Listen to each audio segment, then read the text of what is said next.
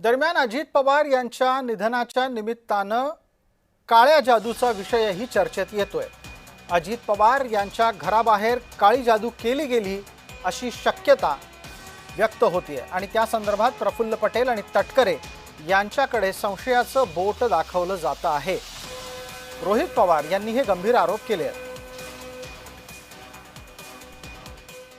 हेच तर मी तुम्हाला सांगतोय, 28 तारखेला अपघात होणं, 28च्या आधी ब्लॅक मॅजिकची पूजा होणं, तंत्रमंत्राच्या पूजा त्या ठिकाणी घराबाहेर होणं, 28 तारखेला ऍक्सिडेंट होणं, 2 दिवसातच पियुष गोयल साहेब तिथं बोलून जातात की आता राष्ट्रीय अध्यक्ष हे प्रफुल्ल पटेल त्या ठिकाणी झालेले आहेत। म्हणजे कुठं ना कुठंतरी हे आधीच सेटिंग झालं होतं का?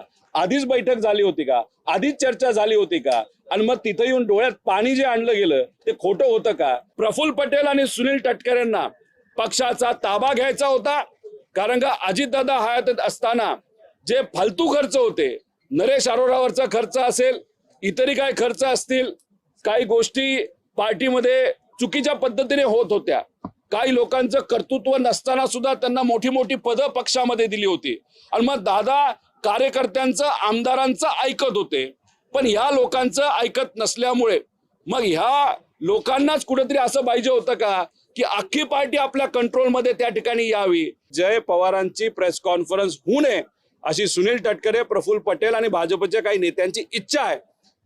प्रश्न एवढाच आहे की दबावाच्या खाली जय पवार हे दबतील का अजितदादा जसे होते की लढायला तयार तसे ते लढतील, एवढाच मात्र फरक आहे। तो जय पवारांच्या माध्यमातूनच आपल्याला कळेल।